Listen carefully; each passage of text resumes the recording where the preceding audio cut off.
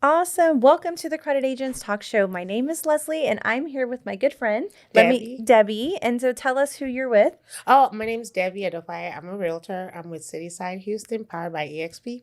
Awesome.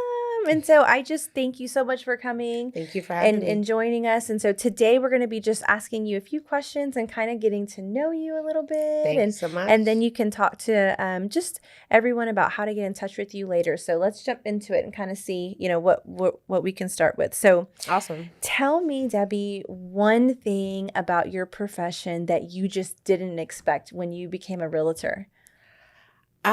I would have to say just the struggle from the beginning to the close of a transaction Mm-hmm. to get the lead, to cultivate the lead, to go on a contract, pass appraisal, all of that is really, really a struggle that they do not prepare you for Right, in in real class, estate in school. school. Right. Definitely not. Absolutely.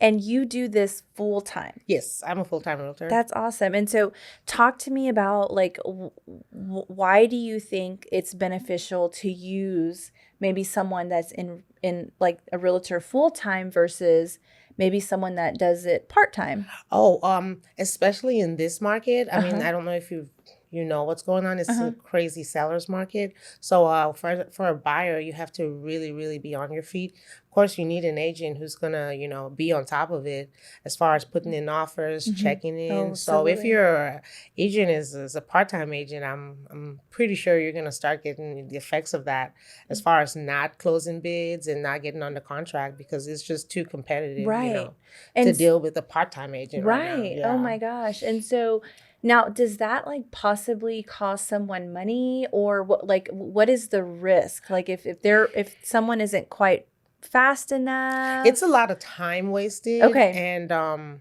it's just a lot of time and effort Yeah. wasted. I mean, you probably will need to, you miss out on a couple of bids or you do on a contract and you get off. You need to get your letter pre-approved all over again. You need to Oh, wow. resubmit Okay. evidence. So it's a lot of time and effort Right. wasted. And of Right. course, you love a home and you just You missed want out on your potential dream home. So right. there's no Oh my gosh, it's not a right. good No, it's feeling. not. Yeah. Oh my gosh. Well, so yeah, that's awesome. So you do it full time. hmm And what would you say, what is a common myth about your job that you would like to kind of like debunk?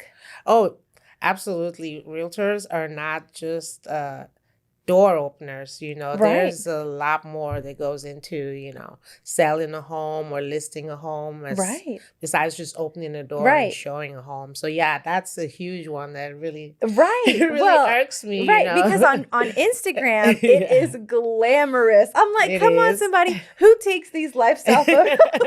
Yeah, Can no, I it's get not all lifestyle right, it's photos. not, right? It's No. gritty. So, yes, well, I understand. I mean, I definitely that is what I see. And so I don't know what it takes, but it sounds like you have a really good system and a Yes. good process. And so talk to me a little bit about what do you feel or when is the most productive time for you, like during the day or does it Mm. vary? Well, it varies because my job is really consumer based.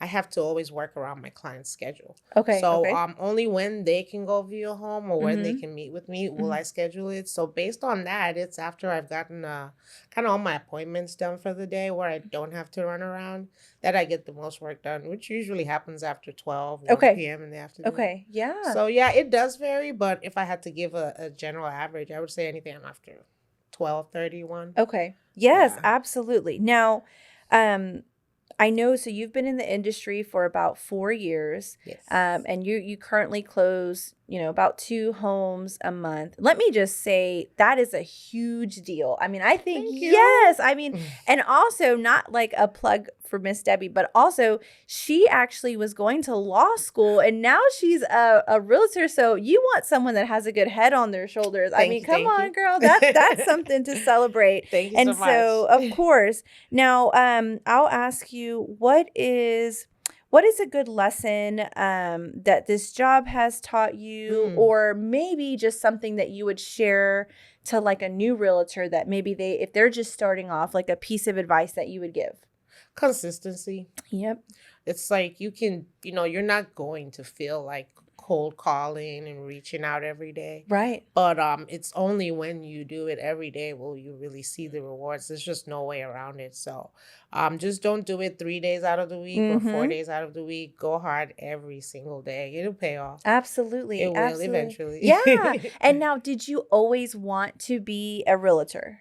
No, I really wanted to be an attorney, but then, like I said, I wasn't really making the bar exam, and I figured, hey, while I'm, studying for the test, let me help my family members, kind of Mm-hmm. get into a Yeah. new apartment, and I was hooked, You hooked. you know, Yes. never looked back. So That's we thank God, awesome. Yes, that's right. you And now know. you're working in something that you're so passionate about, and I Yes, can and tell. yeah, it's. I mean, I wouldn't change it for anything. We That's thank so God. good. Okay, and so let me see. I've got some good questions and I want to make sure I hit them all. Okay, if you could recommend a good book Mm. to our fans and our viewers and our followers, what would you say would be one book that they should take a look at? My favorite book, I read it at least, or I listen to it at least once a month is The Subtle Art of Not Giving uh A beep. a beep. Yeah, it's so good. I mean, it just teaches you how to reduce stress, kind of pick your beeps to give Yeah, yeah. and just kind of power through, That's good. That's Yeah, good. Now, very helpful. if I guess where can our listeners find you online or how can they contact you? Could you give us a little info? Oh yes, of course. I'm on Instagram, Mm-hmm. WAHTX. Of course, I'm on HAR. That's Houston Okay. Association of Realtors. And of course, I'm on Facebook as well, Debbie Adokpaye, Mm-hmm. Houston Realtor on Facebook. So, Uh-huh. oh, and of course, you can give me a call at Yes. 713-539-9093. Alrighty, and we Perfect. actually got a question here. What would be your advice for someone just starting out in real estate? Oh, I would say honestly, it's really hard to get leads. So focus on your sphere of influence, and if you have some money, try to buy a really cheap lead source like realtor.com just to get your feet wet talking with clients and kind of, s- practicing your dialogue and practicing your pitch, super important. Absolutely. I think too, just when getting into a new industry, actually writing a list of 10 to 20 people in your sphere of influence to reach out to is really practical and it doesn't cost you anything. Really So doesn't. I would Yeah. literally, write down a list of 10 to 20 people and let them know what you're doing and how to connect with you, or if they have any real estate questions, how to get connected to you quickly, Yeah. and just let them know what you're doing. I think really that's a really good place to start. Always. Definitely. Yeah. Awesome. All right. Well, thank you guys so much. Thank you, Miss Debbie, Thank again for you. tuning in, and we'll see you guys next time. Bye-bye.